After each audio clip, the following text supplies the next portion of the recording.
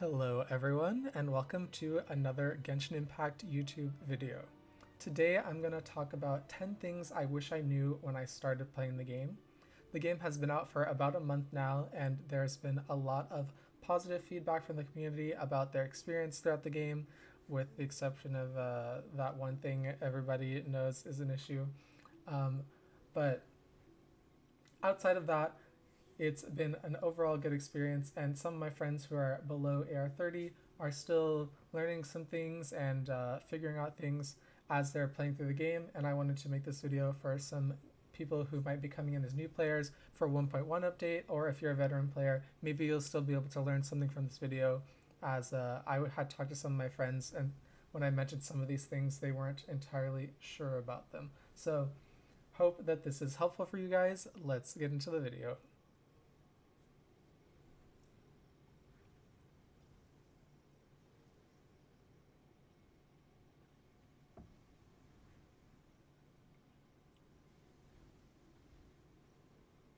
First, I wanted to start with the character progression and general weapon progression in this game. So seeing as this is a gacha game, there are some things that are meant to time gate you, and part of that in Genshin is leveling up characters. As you guys will be able to see, I have 6 characters at level 80 and then 3 at level 70. Part of this is because I spent a lot of energy during the Crucible event actually grinding out the EXP books and using my resin to get all of the materials necessary to do this. However, I would say that until AR 30 or 35 maybe, you should focus on 2 to 3 characters and only spend your resources on them and their weapons, preferably DPS characters in my opinion. Maybe 2 DPS and 1 healer, just for safety's sake. But yeah, you definitely don't want to spread yourself too thin too soon, which is kind of what I did. As you can see here, I have Jean and Fischl at level 50, and that was partially because I had seen videos of people playing them and I focused on some stuff for them for the Abyss, and then I didn't end up using them anymore. The same is true of Barbara. So yeah, just be careful where you put your resources and see what you actually want to do. I know that it can be hard to commit to one character when all the people are making videos and guides and all that stuff about different things, and you want to try out a 5-star that you just got, something like that. But try to stick to 1 or 2 characters at a time as far as progression is concerned. One other thing I want to mention really quick, this is just kind of a 1.5 I guess, is that if you are sitting on a bench or at a chair or at a table or something of that sort throughout the Genshin world, your character will not go through their idle animation, which means that there's no more need for you to have the noises of Dulik talking to himself or the eagle coming by, or if you play Bennett, there's no rocks being thrown at him or something of that sort. So yeah, if you want to chat with your friends in Discord, or you're just chilling out watching some Twitch streams of Genshin, then you can have your character sit on a bench for however long you're just sort of chilling, and you won't have any extra sounds in your ear.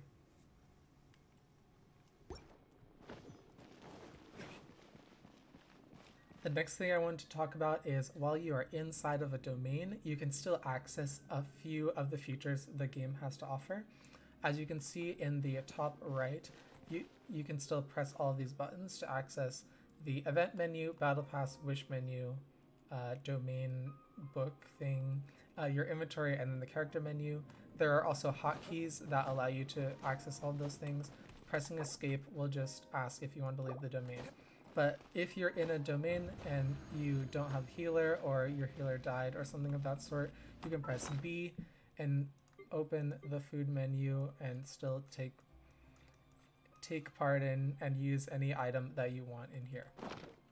Second thing about domains that a lot of people don't know is this little symbol over in the top right that gets added to your minimap area.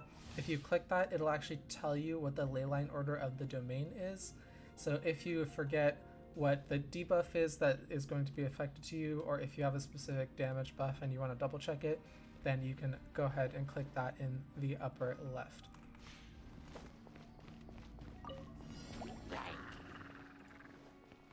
One other thing I want to mention about domains is that it's possible to throw enemies off of the edge. This is most easily done with Gene, but there are other ways to do it, such as Animo Traveler, or if you, as you see these archers over here, I will be able to charge shot them in the face and they'll get knocked back, which will send them off of the map as well.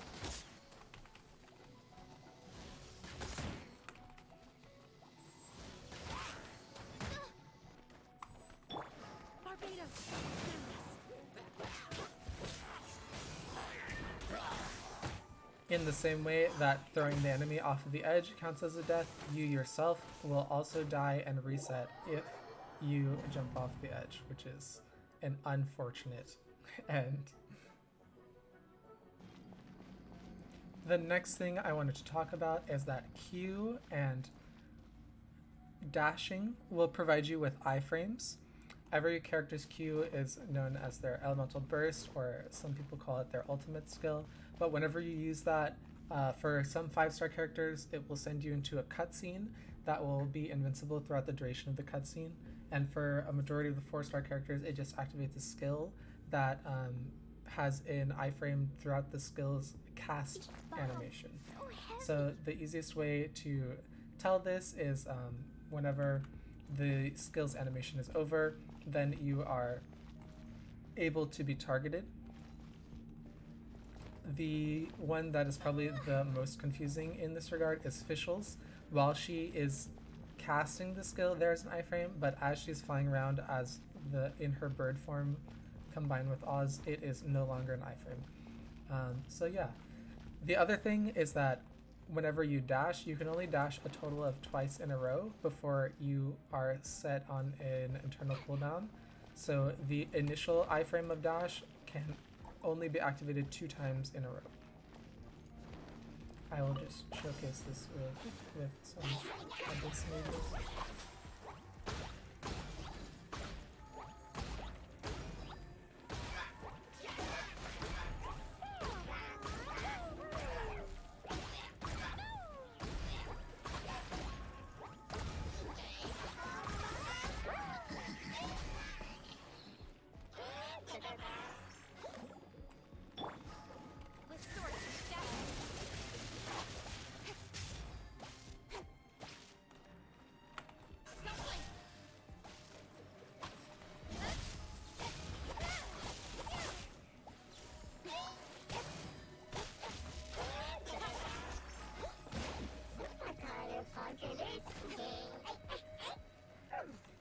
For the bubble skill, it's not iframeable. You have to actually hit the bubble before it hits you.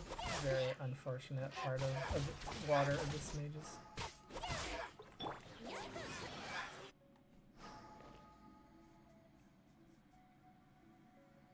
This will lead us into our next tip, which I would say is something that some veterans actually might not know, is that if you press Alt or if you hold Alt and then press the character switch button, this is for keyboard. If you are curious about the controls for controller or mobile phone, then you will be able to look those up for yourself. But for keyboard specifically, if you hold Alt and press 1, 2, 3, or 4 and switch characters, it will automatically activate the ult of the character whenever you switch and go into an iframe immediately. This is faster for sure than switching yourself.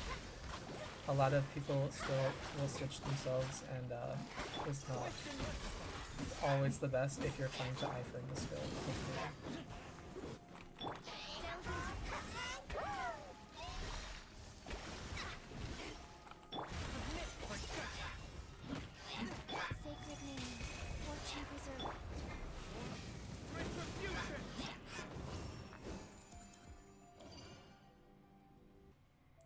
In the controls menu, as you can see, I have the regular switch amounts or switch numbers, which are 1, 2, 3, 4, and then if you have a trial character or you're in a story quest, then you'll have a 5 sometimes, and then you can automatically switch to the party member and use their elemental burst by holding left Alt and then pressing their respective switch key.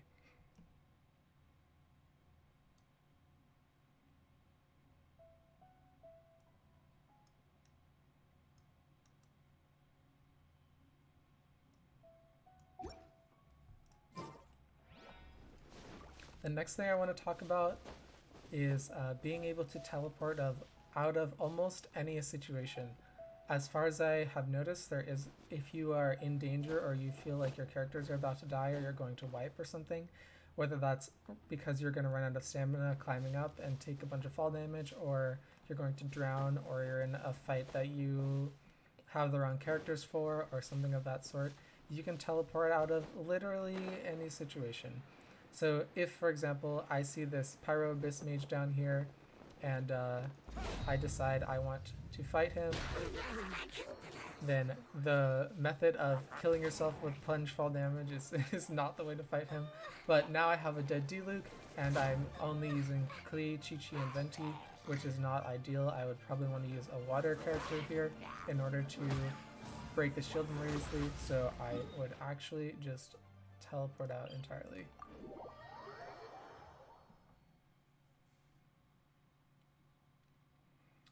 Which will actually bring us to our next tip, which is that statues of the Seven can automatically full heal your characters. And I had somebody who died, so I think I'm actually too close right now. But as you can see, Dialec's HP was at about a third, and now it's at full.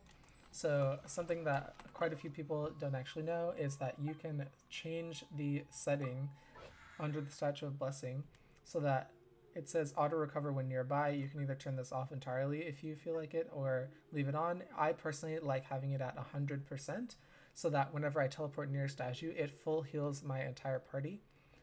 This is set to 50% by default, and as I mentioned, some people will turn it off entirely or only use food or something of that sort in order to recover. But whenever you are trying to heal HP at a lower level, or if you are running around the overworld without a healer, then this is definitely a very helpful feature, so keep that in mind. So the next thing I want to go over is just a quick overview on energy mechanics, and that whichever character you have out will receive the most energy from whatever skill it is. So for example, every character in my team right now has their energy or has their ultimate up except Dialect. So the way that I could most easily get Dialect's energy up is to, for example, use Venti's E, then switch Dialect, and the little orbs that came actually went to Dialect's energy instead of focusing on Venti's, even though they were animal particles. So there have been a few videos made on this in recent history, but for the most part, I just want to touch on this so that people are aware that if you want someone's ult up more quickly, then switch to them and let them absorb the energy particles that are coming out of monsters, etc. The next thing I want to go over is the general respawn time of things in the world. So most notably, people will try to farm ore off cooldown. This crystal ore, which is the light blue crystal here, is something that respawns once every 3 days. The white iron ore, which is the grayish ore surrounding it, will respawn once every 2 days. And then the other regular iron ore, which provides iron chunks, will respawn once a day. So this is just something to keep in mind as you're figuring out things to do throughout the day. Along with this, any character ascension mats, for example,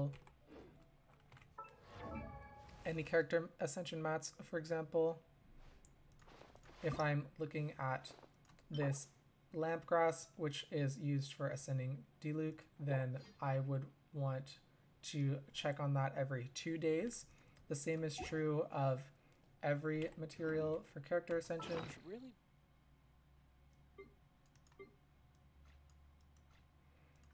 Which includes all of these in the item menu. All of these are on a 2-day respawn.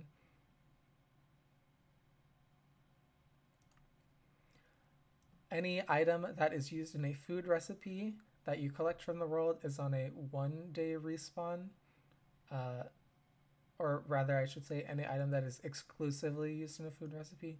So for example, carrots or radishes, fish, crabs, cheese is something that you craft out of milk, which you have to buy. But yeah, anything that's gathered is on a 1-day respawn for food. The last thing I want to touch on is just a quick overview of all of the wish mechanics. So quite a few of the newer players are unaware of how this works from a logistical perspective, as far as whether pity carries over, what the ratios actually look like, what the typical amount you can expect to wish is.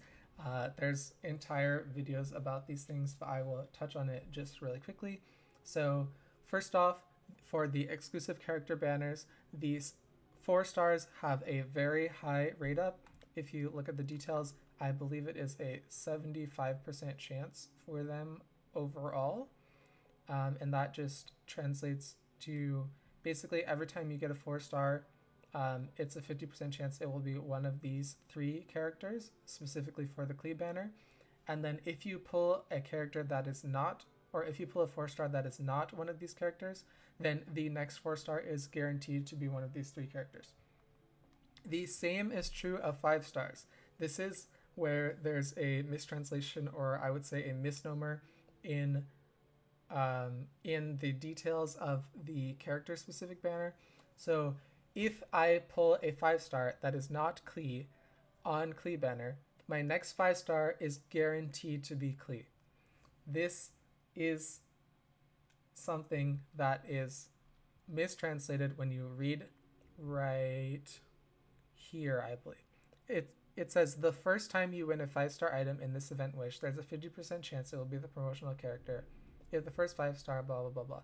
In this, it phrases it in a way that makes it seem like this will only occur for your very first pull. That is not the case. If you pull a 5-star that is not Clee, your next 5-star will be Clee, regardless of if you've already pulled Clee once or not. I have a C6 Clee. I have experienced this myself. So just wanted to highlight that in the banner. If you pull a character, that does not automatically exempt you from pulling it again. I have also heard no other instances of people pulling 2 non-banner 5-stars, nor have I seen it myself. So yes, if you pull somebody who is off the rate up banner, you are guaranteed to pull on the rate up banner the following pull. Now, addressing the weapon banner, the same thing applies. However, it can apply to both weapons. So for example, if I pull one of these 8 5-star weapons, that means that my next weapon can be either Lost Prayer or Will Straystone. There's no guarantee that it's going to rotate between the 2 of these, which some people expected. However, there are many videos and examples of people trying to pull wolves and getting more prayers than wolves. There could be some fishy stuff on MiHoYo's side regarding that, but I don't have any evidence to support that. So yeah, just keep that in mind when you're pulling on a weapon banner. Something else people are unaware of is that the pity on character banner and standard banner is 90. However, the pity for 5-stars on weapon banner is 80 attempts. So just keep that in mind if you do decide to pull the weapon banner. The average for 5-star on the character banner and the regular banner with 90 pity is actually 75, I believe. However, that number is closer to 65 whenever you're looking at weapon banner. Lastly, I will just say that although this banner is Wanderlust Invocation, it has a picture highlighting Jean and Diluc. There is no rate up on these 2 characters. I just want to make that super duper clear for anyone watching this video who might think that. And there's a rumor that for 1.1, the banner art will be featuring Keqing, Mona, and Qiqi, and there is no rate up for those characters either. If you look at the details, everything has in the exact same rate. In fact, if you're trying to pull a character, this banner is terrible for that, specifically because there is a 1 in 15 chance that you will actually pull what you're trying to pull if you're pulling on this banner as far as 5-stars go. So yeah, that's just a quick overview of wishing and how there's a bit of a mistranslation or misnomer in a few areas of the wish details.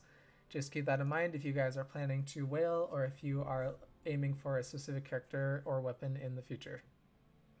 If you liked what you guys see, don't forget to like and subscribe. I'll be continuing to make Genshin content, including some fun stuff for 1.1 and covering any future updates and events and stuff like that. Thanks so much for watching. Have a good one.